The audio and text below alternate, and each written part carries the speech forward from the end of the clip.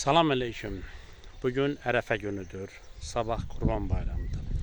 Allah bayramınızı mübarək eylesin. Ərəfə gününüzü mübarək eylesin. Allah sizləri, bizləri bu Ərəfə günündə Məkkədə, Ərəfət çölündə olanlardan eylesin. Bugün Ərəfətdə həccilərimiz Ərəfətə gedibdir. O elə bir yerdir ki, orada duaların geri çevrilmədiyi yerdir. İnşallah ki, Allah onların da, bizim də orada olmaq arzularımızı, buradaki isteklerimizi Allah yerine getirsin. Allah yüzünüzü güldürsün. Allah cənnətə layıqlı yolcular eylesin. Allah günahlarımızı əff eylesin. Biz çalışmalıyıq ki, hər birimiz ora can ataq. Yani Allah'ın huzuruna, Allah'a layık olan kullar olaq. Əlbəttə ki, həccə getməkdən əvvəl həccə layık işlər görmək lazımdır. Ora layık olan insan olmaq lazımdır. Əgər bir insan ora layık deyilsə, onun ora getməsi də mənasız bir şey olur. Çünki insan əməli ilə gərək ora layık olsun ki, Allah da onu qəbul eləsin. Allah günahlarımızı əff eyləsin. Yəni ora bir ziyarət kimi yox, ora bir ibadət kimi getmək lazımdır. Söz yox ki. Amma bizim Azərbaycanda son vaxtlar bir bəzi fikirlər yaranır ki, ora getmək lazım deyil, burada gəlib ora getməkdənsə, ərəblərə pul yedirməkdənsə, burada ondan sonra nə bilim bir yetimə yardım eləyin, tələbə oxudun, nə bilim hansısa bir xeyirxah iş görün, neyləyin. Çox gözəl, doğru deyirsiniz.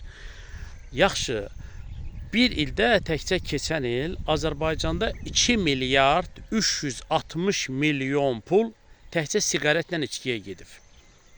2 milyard 360 milyon. Həccə gedənlərin ümumi pulu, xərclənən pulu lap 10 bin manatdır da bu dəqiqə. Bu il 1 milyon. 1 milyon, lap olsun 2 milyon. 2 milyard 360 milyon hara? 2 milyon hara? Fərqə bax. Yəni heç kimi bu narahat eləmir ki, bu qədər pul içkiyə, siqaretə getdi. Neçə milyon pul bir dənə restorana, bara, saunaya, masaj salonuna, hansısa bir əxlaqsız yerə, tikiliyə pul xərclanır.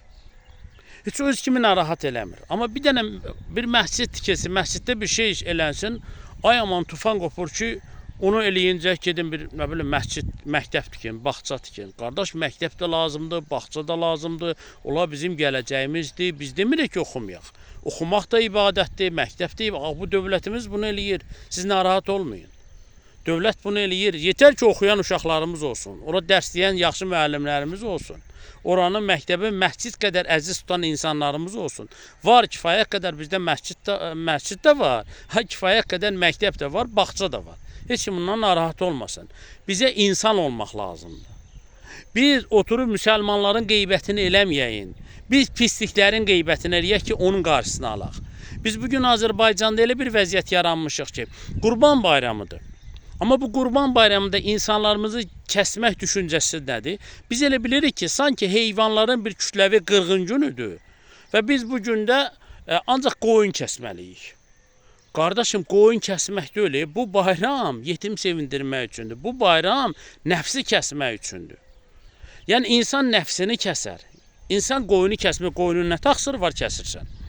Əgər sən bir yetimə ondan vermirsənsə, bir imkansıza o qoyundan kəsib vermirsənsə, özün, öz ailən, öz qohum əqrabaya paylayırsansa, o qoyunun təqsiri nədir? Ondan sonra git ət al yi da. Əgər sən adam var gəlib mənə deyir ki, mən 300 manat məsəl üçün qoyuna bu dəqiqə pul verə bilmirəm. Ala bilmirəm da, bahadır. Deyirəm, qardaşım, sən git onda bir 10 kilo ət al, 15 manatdır da ət. Git bir 10 kilo ət al, bir 10 dənə evə ver. 150 manatın var mı? Var. 200 manatım da var. Deyirəm, al payla. Axı, o qurban olmur. Deyirəm, Allah bilir. Allah bilir ki, sənin gücün. Sənin məqsədin yetim sevindirməkdir. Sənin məqsədin onun evində də ət qaynasın deməkdir. Sənin niyyətin, sənin məqsədin o bəlkə də o kəsəndən üstündür. Çünki o kəsən özü üçün kəsir bəlkə də. Əgər kəsib onu paylamırsa, 100 kiloluq, 150 kiloluq dana kəsir, 10 kilosunu paylayır, 120-140 kilosunu xaladelniyə yığır. Soyucuya yığır, 1 il yiyir, 6 ay yiyir. Belə qurban olurmu? Ondan sonra bir 10 kilo ət al, 15 kilo ət al, payla da bunu. Bir sumka düzelt, bir bazarlıq elə bayramın günündə. Get bir imkansızın yanına, get bir xəstəni ziyarət elə. Get onun yanına, get ona bir, nə bilim, xoş söz dinə, bir təsəlli ver, nə bilim, ürəkli bir hərəkət elə, insan olaraq insanlığını göstər, qəlbləri al, qəlbləri sevindir. Yəni, bugün bizim insan olaraq fikirləşirik ki, qoyun kəsək. Qardaş, qoyunu kəsməyin, nəfsini kəs. Nəfsini kəs. Qeybətini kəs, şeytanla oyununu kəs. Yalanını kəs, pisliyini kəs, oğruğu kəs, haqq kəsməyi kəs, kimisə haqqını yemə, kiməsə pislik eləmə, şər atma, böhtan atma, qəlb qırma, insanları üzməyin. Ətrafınızdakı insanların əgər bir könlünü alarsansa, əgər sənə qarşı bir acıqlı olan bir adamın sən üzünə gülərsənsə, bax, sən onda nəfsini kəsirsən.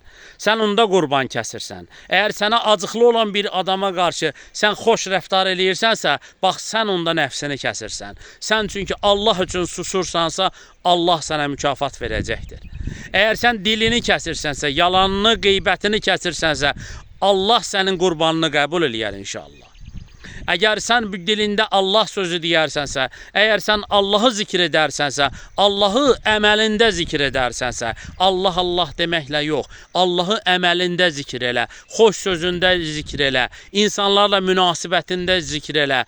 Bunu Allah da görür, bilir və inşallah ki, Allah sizdən bunu qəbul eyləsin. Allah günahlarımızı əfv eyləsin. İnşallah bir daha Qurban bayramınızı Allah mübarək eyləsin.